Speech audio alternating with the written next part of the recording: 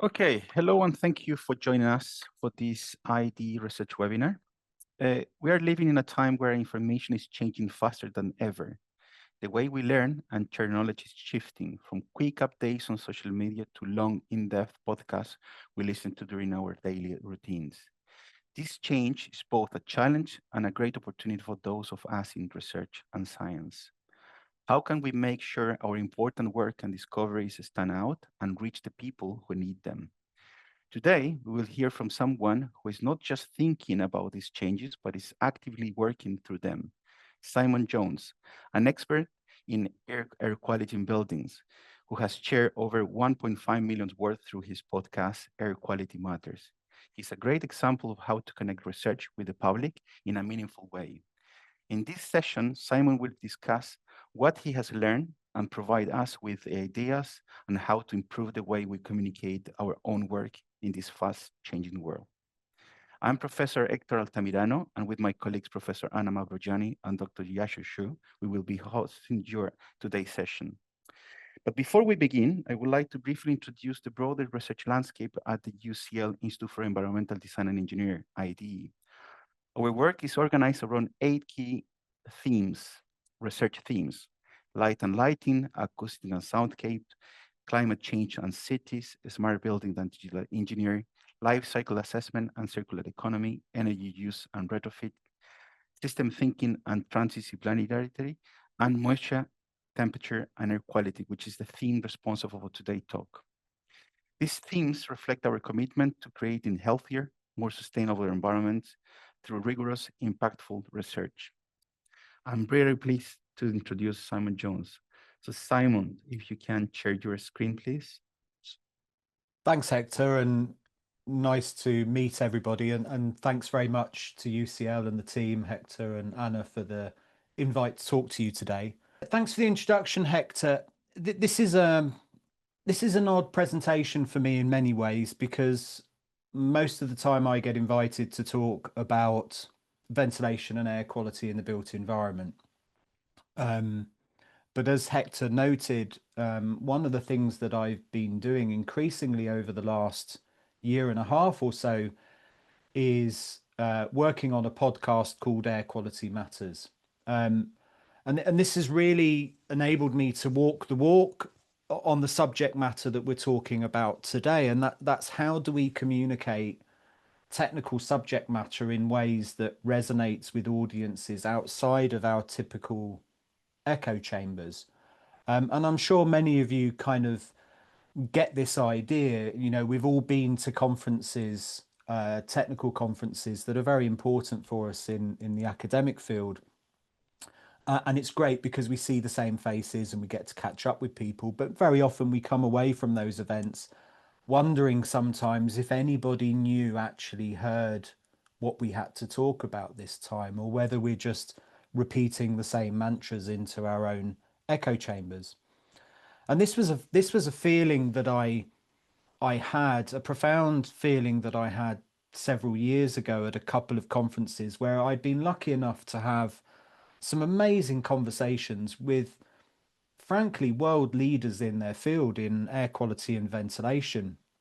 The kind of chats that you have over lunch or in the bar in the evening, where you're lucky enough to sit down and talk to somebody for an hour and a half on a subject and really dive down into rabbit holes and unpack ideas and framings and concepts about a subject matter. And I came away from a couple of those sessions with this profound feeling that I shouldn't be the only one to have these conversations or hear what these amazing people had to say.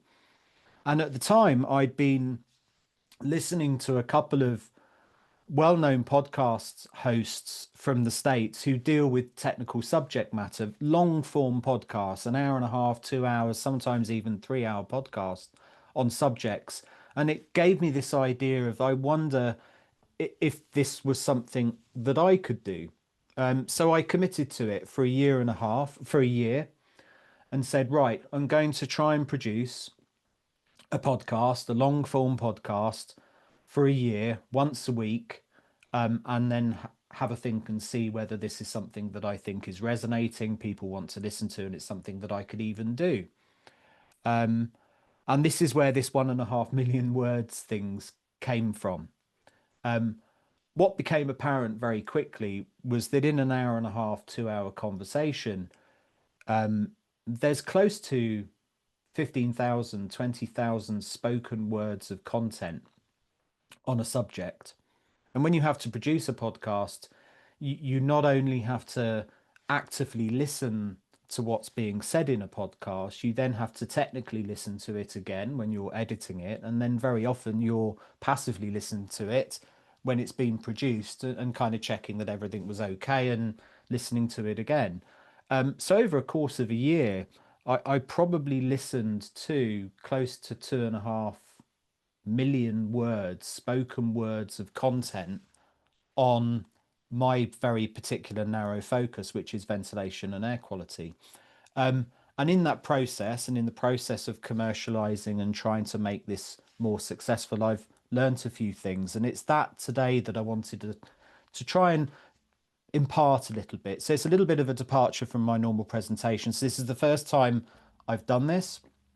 So bear with me. Hopefully it's going to last about half an hour, 40 minutes. And if you have any questions at the end, I'll be delighted to take them.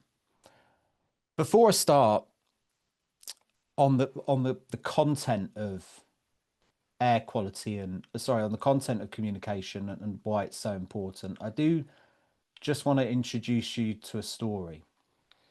I'm a parent, just like many of you, I'm sure, and like many parents of teenage daughters, God help me, I often find myself baffled by the world that they inhabit. And like most parents, a constant battlefield of discarded clothes and makeup scattered like precious jewels across the floor and their various cabinets, and this almost magnetic pull towards the mirror. It's a world of, yes, self-absorption, but one I also recognize as profound vulnerability and brimming with self-doubt and quiet anxieties of my daughters trying to make their way in the world. In stark contrast to their life, I also find myself in my professional work as a consultant in a different reality. My work often takes me, with my work with housing organisations, to housing estates and social housing, places where the stark realities of the science of building physics hit you hard. Often each visit is a stark reminder of the challenges many families face. I'm there to diagnose problems, work with local authorities and housing providers on strategies around ventilation and air quality, and go through the telltale signs, as we often do, with moisture risk in buildings, of poor ventilation and installations, and pervasive damp and mold. It's a recurring pattern of a supply chain that frankly often falls short of where it needs to be. But what I wanted to talk to you about was a particular visit I had this year. I was doing a walk around with an organisation, as I often do, looking at how they practically implement the challenges they face on a particular estate, just so that we can pull examples from it. And on this walk round, each house told its own story of building physics and moisture risk and neglect, with peeling paint and cold drafts and poor ventilation systems. And of course, creeping tide marks of damp and mold appearing in various rooms. But this particular project wasn't the worst that I'd seen by any measure. But there were grim indicators of a system failing its residents, house after house, street after street. Then we arrived at another house, and this house was particularly poor. It's not the worst that I'd ever seen, but it wasn't pretty. As I walked into the property, there was a figure scurried past me, and it was a shy, pretty teenage girl about my daughter's age, dressed in her pajamas. It was a school day, I hasten to add. She offered a quick apology and then vanished. We didn't see her again. The house itself was grim. These are just some of the pictures from some of the rooms in that building. And the air was heavy for those that have been into these types of environments with damp and mold and neglect. There were empty beer cans in the living room, last night's takeaways, gas heaters in various rooms, adding to the problem of moisture risk. The utility had a fryer that was used very regularly, and anybody that's been into these rooms, there was this thick film of old grease on every work surface. In fact, it was so thick in that room, it was actually dripping off of the work surfaces.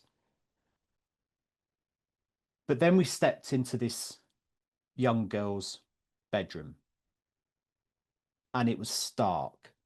It was an empty space, not like my daughter's with pictures of friends and fairy lights hanging off of mirrors. It was almost empty, just a light bulb and a single light bulb hanging from the ceiling, dimly lighting this dark space. And an old bunk bed designed for younger children dominated the space and was where she slept. The top bunk was empty, and on the bottom bunk was an array of various blankets and clothes. All of them stunk of damp and mildew. And there, on the floor, amidst the grime and dust, laid a scattered array of makeup, uncannily similar to my daughter's, alongside a broken mirror leaning against the wall. Now, this hit me like a physical blow. It upsets me now, even thinking about it. The parallels to my daughter were impossible to ignore. Her lost childhood, the sheer injustice of it. My daughters, at her age, are fretting about appearance, planning sleepovers, navigating this exciting and confusing world of first boyfriends, again, God help me, and taking their first steps into young adulthood. Not this, not living in these conditions, burdened by an unspoken responsibility of her circumstances, and perhaps and almost certainly caring for her father, who undoubtedly had his own problems. It was profoundly upsetting. And we continued to walk round this estate, visiting another couple of houses, but my focus by that time was gone. I nodded, I was making notes, pointing at defects, but my mind was elsewhere, just replaying over and over again the image of that girl, her room, her scattered makeup, and the sheer unfairness of it all didn't leave me, and it hasn't left me. This was the other side of the country, so halfway down the road, I had to stop. I was upset. I made a call to the housing officer. I was upset. And I followed up with an email when I got home, stating unequivocally that this was a child protection issue, and I would not be going away on this. What was as emotional as that story was the reaction of the professionals that were there that day. He already knew. He was already on it. By the time I'd got home, he was already identifying properties to relocate them in. He was already involving social services and assembling an internal response team to deal with it in its immediacy. Why do I talk about this story? Well, this story, which is fundamentally a story about building physics and moisture risk and building services engineering and the challenges of housing, and by no means the worst scenarios I've ever encountered. But it's the connection, the framing that digs deep. It's the memory of that girl and her broken mirror and the crushing unfairness of it all that resonates so profoundly with me and resonates with the people that I tell this story to. And I can tell you, certainly, regardless of what else I talk about today, the facts, the figures, the importance of communication, it will be that girl in your mind's eye because you haven't seen her. The gaps that we fill in with our own perception that will stick with you. It's conversations, the power of stories, and the ability to resonate with audiences that holds us. Not a 52-page paper on ozone or an hour-long presentation on moisture risk. So stories matter, conversations matter, and it's the innate way that we frame and understand as human beings complex scenarios that can spur us into action.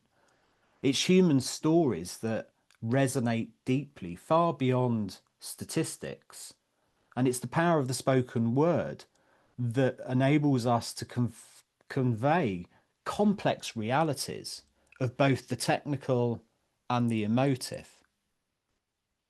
And this is the challenge that we have in science and academia and the technical world, is that it's a world born out of a dedication for rigor and discovery and advancing knowledge. And the way that we disseminate that has traditionally been through these gold standard processes of peer-reviewed papers and formal presentations and academic conferences. And this system is vital for scientific progress and validation and can't be eroded.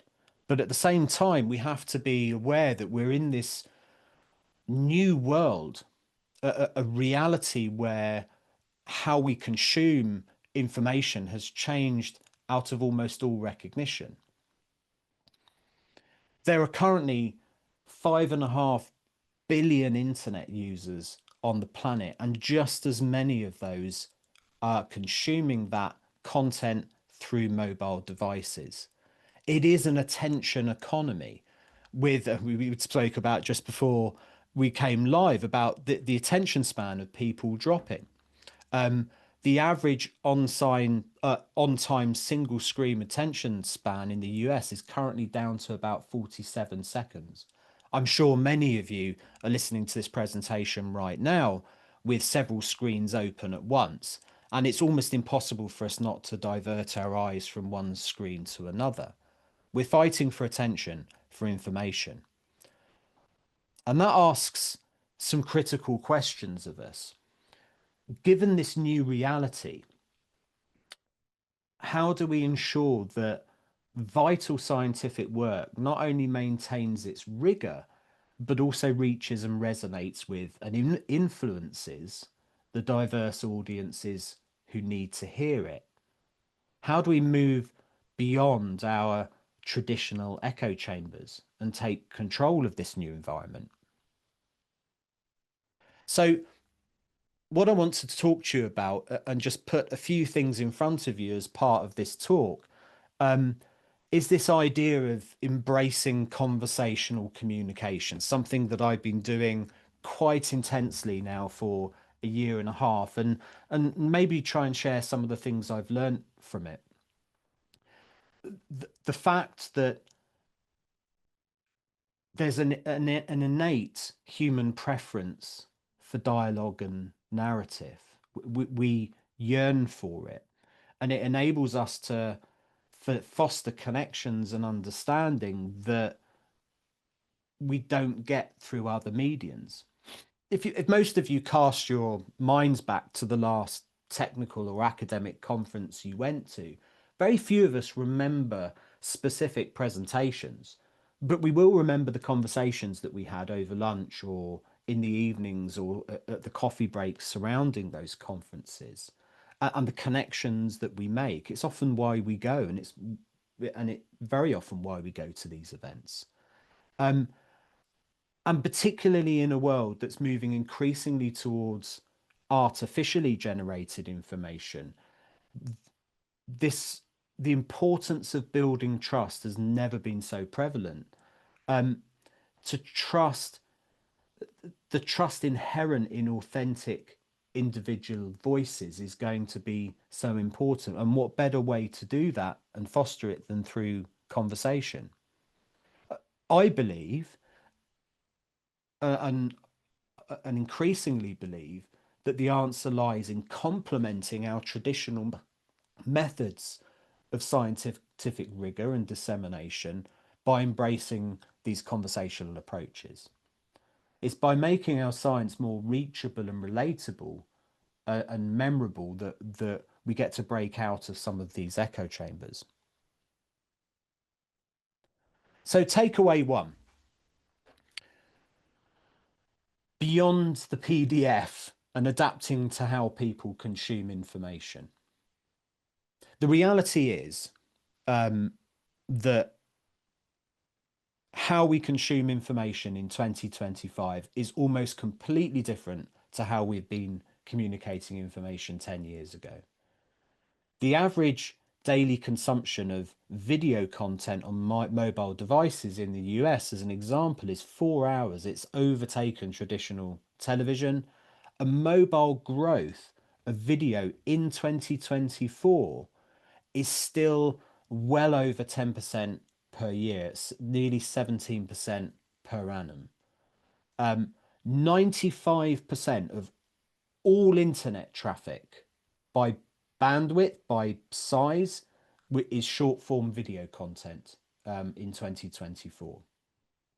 And the influence this video content has on our access to other media is really important as well. 56% of the younger generation get advice on the more traditional media that they consume from the influencers and creators that they consume on short form videos. The reality is, audiences now expect information to be easily accessible, digestible, and engaging. And short form is the preference. The implication is that in some way, somehow, we need snackable science, that we need to break down the complexity of the long form content into ways that people can consume it. Because this is an attention economy. And if we're not there fighting, we lose that attention. It's that simple. And it's not as hard as you might think. So this is a practical example from the Air Quality Matters podcast. And it's a process that I work with several other organizations to implement as well. And that's this idea of using long form content as the basis for short form content that drives a marketing funnel. So what do I mean by that? So in my podcast, I have 3 or 4 predominant themes of discussion. They are housing, the science of indoor air quality, ventilation, and standards and regulations, how the built environment is being regulated and constructed. And those 3 or 4 themes feed into the guests and the topics that are discussed in podcasts. So in the preparation of a podcast, I meet with guests and we talk about the kinds of themes that we're going to discuss. It's not scripted, but we have an idea of the types of topics that we're going to talk about. And strategically, I can, or the guests can, make sure that we address certain topics in that free-flowing long-form conversation.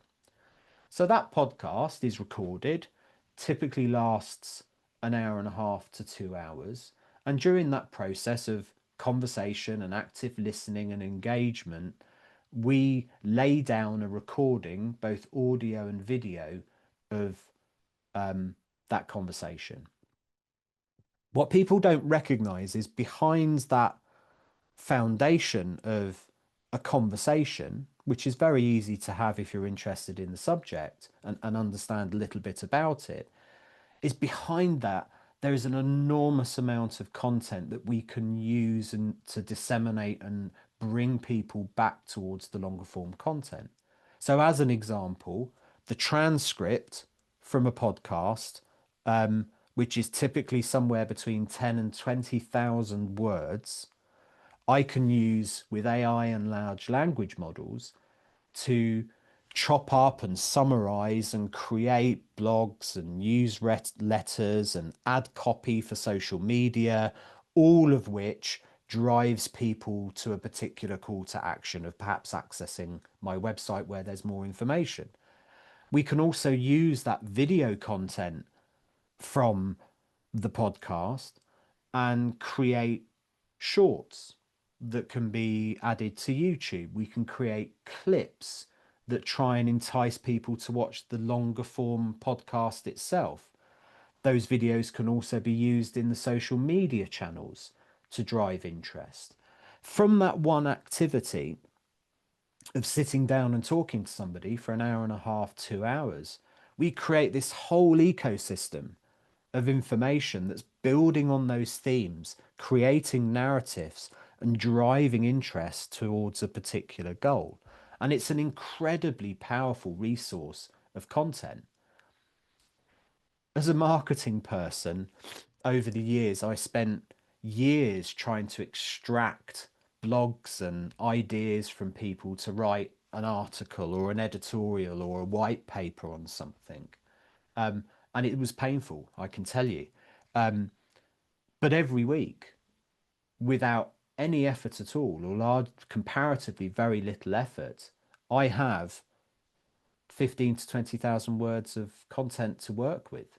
And it's gold. It's talking about the exact information and framings that are of interest to people.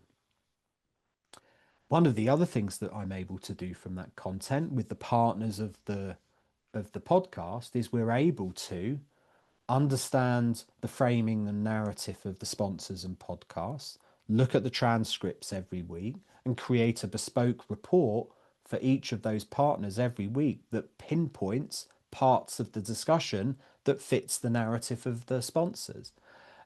So it's amazing when you start digging through these resources, what you're able to produce these days. And at the end of the day, the fascinating thing is that this technical subject matter is human. And it's the power of the conversation and the stories that emanate from these conversational style formats that are so powerful. They activate parts of our brain and our memory that are fundamental. There's a reason why storytelling is so powerful. We've been indoctrinated into the technical composition of a story since we were children. Every story we've ever been told, every movie we've ever watched, any series we've ever seen on television can fit within half a dozen or so story narratives. So we instinctively navigate to that. It's the way our brain lays down memories, works so much better if they're laid down within the foundation of a story. Listeners' brains as part of a conversation sync with storytellers. And there are chemical responses to stories, a bit like the story at the beginning of this presentation, of trust, of empathy. And it's these chemical responses that motivate us, that help us learn. And they ultimately build emotional connection and trust with the storytellers. So they're unbelievably powerful. And if you listen to the podcast, one of the things that's fascinating about conversation and the power of storytelling is the way that it naturally unpacks the complex and the nuance.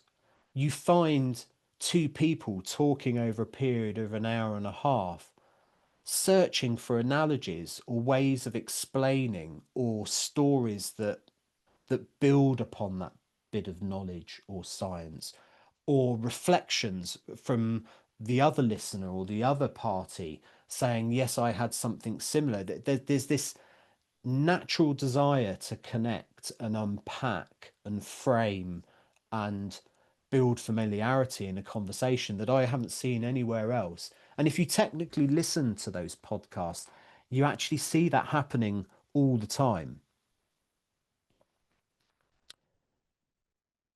The interesting thing about conversations ultimately is that they simplify the complex. And one of the things that I've learned over those 1.5 million words or 73 episodes is the appetite people have for that in-depth content. It's enabled conversations to be had across diverse subjects, albeit within the narrow frame of air quality and ventilation, on everything from air chemistry to social science to regulations and standards, in ways that people will actually lean in and listen to for lengthy periods of time. And it's an active listen podcast. People lean, it's called a lean in audience. People are absorbed in their headphones or on their drive to work or on the train. It's an incredibly engaged medium in which to engage with an audience.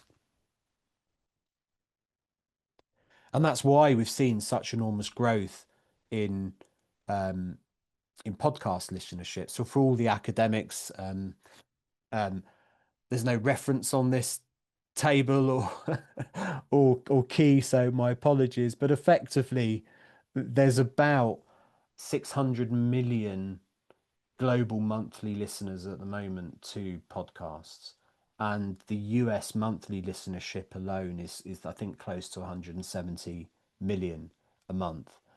So this is a medium, podcast and the audio format, and increasingly the video format, that isn't going away anytime soon.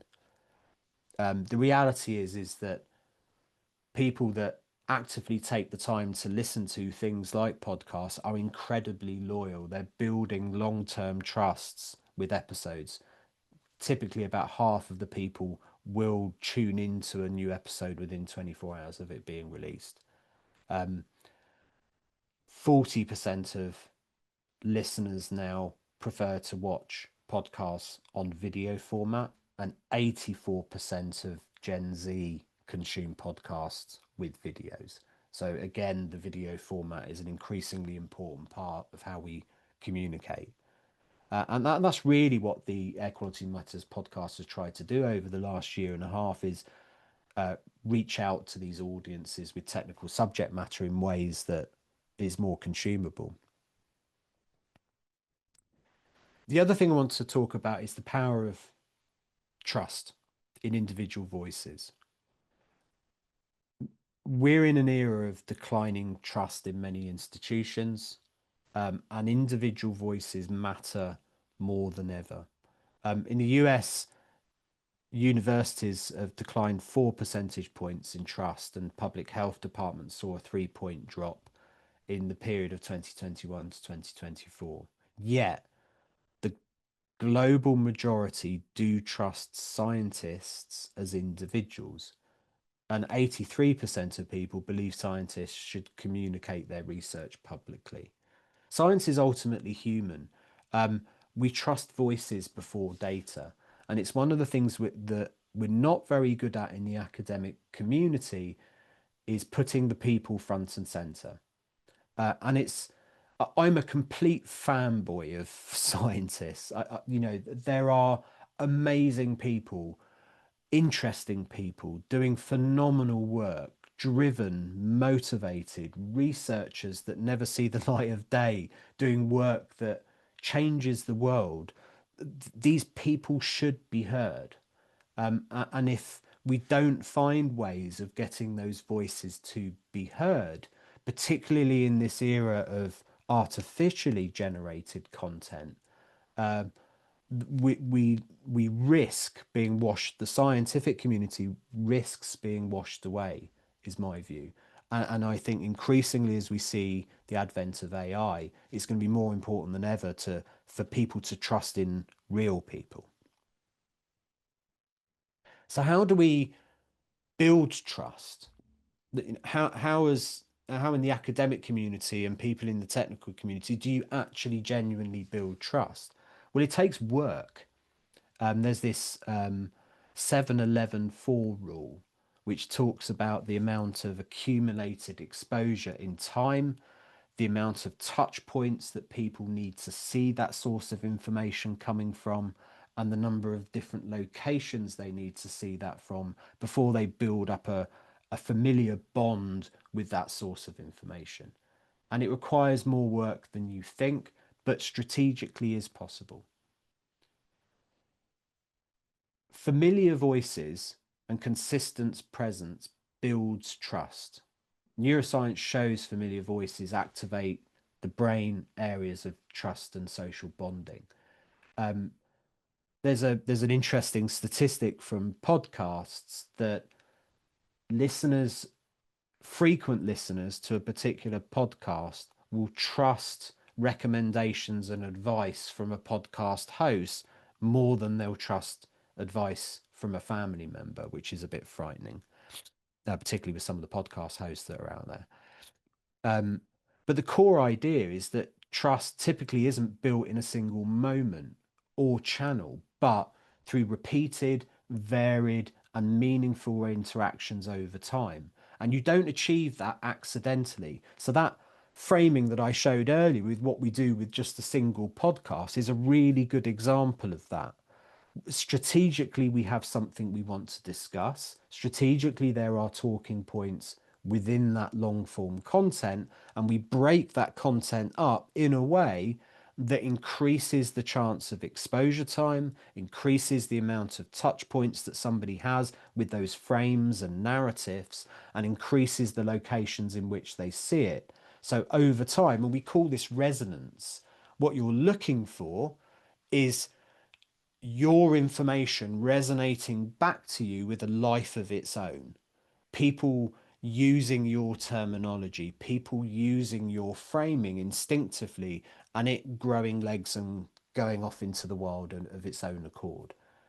And if initiatives like the podcast I've been running, which is now close to 73 episodes, I think exemplified that approach of that kind of sustained engagement and building of familiarity. I just want to make a short note on emerging tools. The AI is a communication co-pilot, and it's incredibly powerful. The amount of content that I'm able to produce and replicate and serve up to people in the various different forms that I do would not be possible without large language models and an AI to do it. It comes from a source of truth and information and scientific rigor, but the reality is it's a huge resource now for how we chop up and present information in ways that people can use it. And it's been shown. Did I have it here? Yeah, assisting with summaries and drafts and repackaging for different platforms. There was a bit of research done which looked at asking technical people to summarize information and getting AI to summarize information, and the ability for people to absorb the right information was much better from the artificially generated content, as long as it was born out of truth and wasn't hallucinating. Its ability to present information in a way that was absorbable was much better than getting technical people to write it. So AI tools can really assist in our communication efforts, but they should augment human expertise, not replace it, especially with the crucial elements of human engagement. So to kind of wrap this up, how do we chart a course for resonant engagement? We need to make complex science accessible and memorable. And one of the ways that we can do that is through this conversational approach. It helps us to build trust and foster deeper public engagement. And it helps us to ensure research impact. I find it immeasurably frustrating that we can have a conference where we bring 30 of the world's leading experts on, you pick your subject or the recent conference that you went to, inordinate amounts of money and time, particularly in resources, in pulling this event together that might last a day or two, for that event to finish and just evaporate into nothing, left with what? A couple of conference papers and a few PowerPoint presentations that nobody is going to read, let's be honest. What an enormous waste of expertise and collateral gathering in one space for a day, for only the people that happen to be there on those few days to be able to capture and experience. There's got to be better ways of us, for example, capturing the essence and the information from these technical events. And the same goes for research and academic output. If we're not spending a significant amount of money and time communicating all of this effort, as valuable as that scientific endeavor is, if nobody gets to hear about it, what's the point? And before we say that, there's a reason why we do research and an academic endeavor, it builds over time our knowledge. True. But how many times have we been frustrated that we see another piece of research being done that was replicated only 6 or 9 months ago in another university somewhere else, but nobody knew about it? So some poor soul spent another couple of years researching something that somebody just in another country has already done. We've got to find better ways of communicating the work that we do. So there's a call to action really from this presentation. Experiment. What's the one small step you could take to share your work in a new way, in a more conversational way this month? Who are you trying to reach? Do you understand the personas, the understand the people that you want to consume your information? Do you understand their pain points, what their challenges are, what their incentives are, what resonates with them? How do we communicate what we're doing better? And collaborate. Consider partnerships in your communication efforts. As the Bartlett celebrates 60 years of pioneering work, let's also champion a pioneering spirit in how we share that knowledge.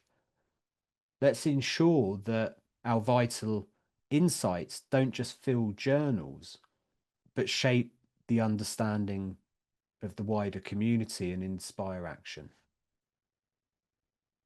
Thank you. Thank you very much, Simon, for this great presentation and quite personal and insightful one. I have a question that actually is quite similar to what one of our attendees have put. So Dimitri said, hello and thank you for your great story. I totally agree to your observations. Video podcasts are a great help for me and or others people who are involved in this context, or maybe some people with a lot of time and care for their health. However, I wonder if there's any chance for the poor girls you mentioned at the beginning, okay, to watch them, the podcasts, Most of the people just try to survive or getting their daily drugs to keep on. In their free time, would prefer to watch silly things. Does the market want to show people something different and wake them up? Do the authorities want to connect people with scientists? Two questions Yeah, there, Simon. there's a few elements to that question.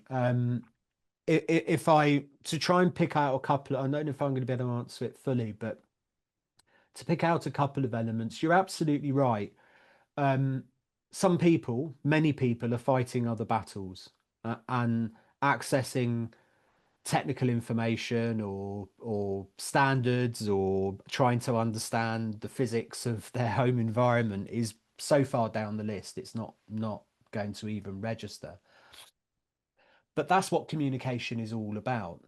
The reality is that young girl is probably never going to access a technical podcast on damp and mold or social inequalities or accessing social services or whatever. But what she will consume and what we all consume are small snippets of information that come in from other directions: YouTube shorts, reels, TikTok videos, posts on Facebook, um, a, a, a community of people around her, no doubt, that are talking about certain things. The challenge with longer form technical content is to find ways of chopping it up and creating values in ways that access people outside of the echo chamber. A really good example of that is, you know, every now and then a YouTube short of a small snippet of our my podcast will blow up. You know, within a 24-hour period, 2,500-3,000 people will see one of those videos. Now, they are almost certainly completely outside of the echo chamber of building physics and ventilation and air quality. But for some reason, something that's said in that short 30-second clip resonates and captures people. And that goes out into the world with intent. It always has a call to action. It's always building on a framing or a narrative of those four pillars that I'm talking about: housing or science of air quality or ventilation or regulations. And over time, what we're doing is we're creating a funnel, a communications funnel that drives and pulls people towards the more meaningful content. And that meaningful content might be a 3 or 5 minute clip from one of the podcasts or videos or outputs that dives a little bit deeper into some of the subcontext. And occasionally people will move on to that into the broader podcast pieces itself. So the challenge with comms is to understand reach, who you're trying to reach and the numbers you're trying to do, how you get people to react and engage with that content, how you build resonance over time. You start to build a life of its own within that communication, and what the revenue from it is, what that call to action, the KPI, what is it you're trying to drive? Because there's nothing worse than communication for communication's sake. Communications without purpose is just noise. And in a world full of noise, when you do capture somebody, you want them to know what to do with it. Yeah. And that's always the challenge with purposeful content, is to create something that somebody goes, okay, I'll go and do that as a result.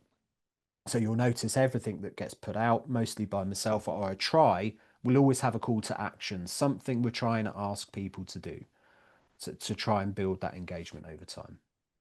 Thank I'm you, not John. sure if So that fully answered the question, but I think I probably touched on a I couple think of I think points in, around no, that. I think it answered the question absolutely. I think yeah, absolutely. We have another question from Ben, but before we go to Ben, Anna or Yashu, do you want to ask any question, or do you want to read Ben question? Um, I just had a very quick question. Thanks so much for the presentation, really inspiring. Yeah, whether you had any thoughts on what we should be doing as educators, you know, with our PhD students, etc. Should that be part of formal PhD training, for example, you know, creating a podcast, being able to present your PhD in, you know, in a snackable content, as you said. I really like this word. Just a Yeah, quick bit of advice for us. Yes, that's a really good question, Anna. And actually, it was a question I asked Carl Zimmer on a recent podcast that I did. So he's a New York Times bestseller scientific writer. For that, I don't know if you see behind me. He's just written a book called Airborne, which is a fantastic discovery book on the science of airborne infection, and looks at the Welleses. Anybody that's familiar with the Wells-Riley method and understands that name, and the lost decades to science of two scientists who are so poor at communication that their work was lost for years, really. They were particularly objectionable people in some respects as well, so it didn't help. But it shows that the downside of poor communication skills as scientists. So I asked that question of Carl, and he said, "Well, look, I get pulled into various institutions like Harvard and so on to teach people how to write stories, to communicate." And he said, the reality is it's not our job to teach PhD students to write books or to understand the fundamentals of storytelling, but there is a balance there somewhere, in how we find the human element, how we convey technical information, how we write an abstract in a way that means people that are scanning it are going to go, oh, how many times do you see in an air quality paper that it starts with, "We spend 90% of our time indoors, blah, blah, blah, blah, blah," and you read, you know, 3 or 4 sentences that could be the same 3 or 4 sentences that you read in every other abstract. And likewise for sustainability, it's probably the same, right? That we're not finding ways of capturing people, stopping people, writing a hook. Understanding ad copy is enormously powerful. Understanding how to generate hooks and sentences that stop people in this attention economy and go, "There's something here for me. I want to get to the end." Anticipation, FOMO, fear of missing out, all of these traditional ways we capture people's attention is important, I think. Yeah, so it's a really good question. I don't know the answer, but almost every university will have a communications department, will have a comms lecturer or people on there. There's plenty of skills and expertise that could be pulled into non-communication disciplines just to help them communicate better on what they do. Absolutely. Thank you, Anna. I think this is We have probably two something that we questions. should discuss in detail. Yeah. Do you want to read Ben's question? So a question from Ben. Simon, thank you for your presentation. At the end of each of your podcasts, you ask us to share with others if we feel that they would enjoy it. Beyond word of mouth and the accidental hit from a casual browser, how do you see growth in the conversations you're having and therefore the spread of the meaningful content? Yeah, it's really now podcasts are a very particular medium, and very difficult to break out of echo chambers with, because it is a word of mouth audience. That there's very little search functionality in the podcast player ecosystem to find new podcasts. Invariably it's a word of mouth thing, or again you come across YouTube shorts or videos or snippets in other way where you go, "Well, that could be an interesting podcast, I'll have a listen to." But people very rarely sit on Spotify and scroll through and have a look and see what unless people are into magazine style podcasts that are just kind of general. Most technical podcasts people are signposted to. So it's a very different world. But again, this is why it's so important to understand the value of that long form content and break it down in ways that you can disseminate and pull people in from other areas. So every single week on a Monday morning, the podcast is turned into a newsletter, which goes out to 3,500 people on the newsletter list, goes out to social media posts. It goes through, for 6 days preceding the podcast or following the podcast. There's ad copy and LinkedIn posts and video shorts and stuff that signposts the content of that podcast. All of them are leaning into traditional ad copy So they're finding ways of stopping people in the scroll and going, oh, there's something here for me. I wonder if I should check that out. And all of it funnels back to the long form content ultimately. There are no, and it's that 7-11 4 rule again, there are no shortcuts in communication. It's about consistency, it's about bandwidth, and it's about building trust. Like there's, you might be lucky, you might be the one in quarter of a million people that something blows up online and everybody suddenly knows about you, but you can't strategically set up for that. Any communication, particularly online in this attention economy, you have to set up for the hard miles. There's no doubt about it. Thank you, Simon. If Yashu, let me, because we have another question from Sam. So Yashu, but I want to know if Yashu has any comment or any question. Yes, my question is about the public engagement. So thank you very much for your conversation with so far. And in your previous conversation through the podcasting, have you found any particular approach that can improve the public awareness of the air quality into the real world engagements and also the behavior change to improve indoor air quality exposure? Yeah, that's a really interesting question. I think genuinely that's the value of conversation. And I mentioned it a little bit in the presentation. What's fascinating about conversation with technical experts, and like, believe me, I interviewed Professor John Wenger there recently on free radicals and air chemistry, like of all the people in the room that know nothing about air chemistry or chemistry in general, it's me.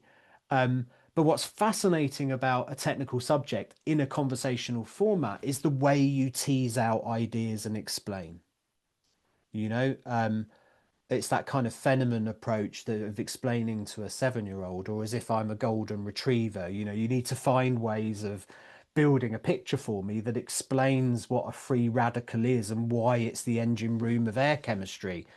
If you can't, then you lose the room. And you see that in conversation. So there's a natural tendency in a conversation with somebody that people search for analogies. They look for ways of framing it in the real world, or with meaning, or with personal stories like the story at the beginning that resonates. And you see that in your day-to-day life when you're talking to people, when you're listening to somebody talking to you, and you're trying to quiet your brain down and actively listen, because somebody says something and your brain goes off and starts spinning up analogies or spinning up memories of, oh yeah, I had an experience just like that, and you find yourself cutting in to say, yeah, me too, I know what you mean. It's amazing, actually, the human mechanics of conversation. And it's a fascinating way to draw out ideas in science that has been really transformative for me, to be honest. I'm talking to people from India to Canada, from Russia to the United States, from everything from air chemistry to building physics to engineering to social science. I have no right to understand all of those subject matters from all of those different parts of the world. Yet in conversation, you can come out of the other side of that with nuggets and knowledge and narratives and framing that you have no right to understand, but you've been given that by conversation. And for me, that's been the power of the podcast. And I was only reflecting over this the other day, just from a personal learning experience over the last year and a half. I don't know that I could have gone on a course or done a PhD or paid for the education that I've received over the last year and a half. Quite frankly, every single week I've got to speak to somebody on this subject matter for 2 hours in detail about something fascinating. And that even as a personal journey has been amazing. Simon, we need to wrap up soon, so I'm gonna because we have some stamp the last question, and we have more questions. What I'm gonna do, I'm gonna send you these questions, so probably you can answer them, and then we can forward to the attendees. So Sam says, and we need to finish soon, so please answer quite short. So thanks, really interesting to hear about your experiences with these. You mentioned trust quite a lot. I guess within 1.5 million words, it's inevitable some things might not be expressed as accurately and ambiguously as you might want. How do you deal with this and feedback from listeners criticizing any content? Yeah, well, I mean, well, firstly, I'm not dealing with contentious subjects like religion and politics and Israel and Gaza or Ukraine and Russia or what you pick your subject matter, or COVID vaccines or whatever, right? So generally speaking, it's quite a safe space, building physics and science. Secondly, one of the things about an hour and a half, 2 hour conversation is you have to let go of control a little bit. You know, you are going to get to the bottom of people's ideas and perceptions and real beliefs on things. And it's one of the things that long form podcasts is having to let a lot of institutions are having to let go of, is that control. I have a lot of feedback before people come on the podcast expressing concerns that their communications department might have an issue with it, or they're worried about what's going to be said. And increasingly, we're moving into this world where we have to let go of that curated communications going out into the world a little bit, because people will say something that's technically wrong or misframed, or their recollection was poor, or just the way they said it, you know, this misspoke thing. But that's life. You know, it's not, I'm not a reporter. My job isn't to investigate. My job is to have a conversation with somebody who's a domain expert typically, or somebody that has a particular valuable position on something, and to discuss ideas with them. And with that comes a certain amount of responsibility. I get that. But that's just something you just have to navigate as you go through it. But this is the new world of communications. You know, we're moving into a world very quickly where we have to figure out who to trust, you know, and you're not going to agree with everybody. That's the reality. And there are people I've had on the podcast that I don't agree with necessarily, certainly not all of their points, but it's important that people are heard. And again, I'm in a fairly safe space. You know, this might be a slightly different conversation if this was a political podcast or a religious podcast or a current affairs, whatever, right? It's slightly different, so it's a little bit safer. Okay, thank you, Simon. So Phil, Muhammad, Iman, we will go back to you with the answer to your questions. So Simon, thank you very much for your presentation, for the time that you have given us to present in this IEDE webinar. It has been a pleasure. I'm really glad that you presented on this particular topic, because it's something that we have been discussing with my colleagues a lot, about how we communicate our research to the wider public, not just to the scientific public. And we have been trying to find ways of accessing or communication. Podcast is something that we have been discussing, where we have been exploring animations, things that actually people can really access easily. So thank you very much again from all of us. Anna, Yashu, it has been a pleasure to have you here. A completely different type of presentation from us, which is actually what we want to explore too, is just to bring other audiences to our IEDE. So thank you very much for your time, Simon. Anna or Yashu, you want to say something before we close? No, just, yeah, thanks again. It has been amazing. And also thanks to our audience and all the questions. Sorry we didn't have the time to answer all of them. But as Hector said, yeah, we'll get back to you. Yeah, feel free to forward the questions on, and I'll answer them today if I can. Great, and send them back to you for you to disseminate to people. And thanks for the opportunity for talking. A bit of a departure for me. Normal talking about what I do as opposed to practicing what I preach rather than what I do, or the other way around, whatever it is. And check out the podcast. Yes. Yeah, absolutely. You have opened exactly. our eyes, Simon. Thank you very much for Brilliant. this. Thanks a million. Okay, bye-bye, everyone. Thank you for your time. Bye.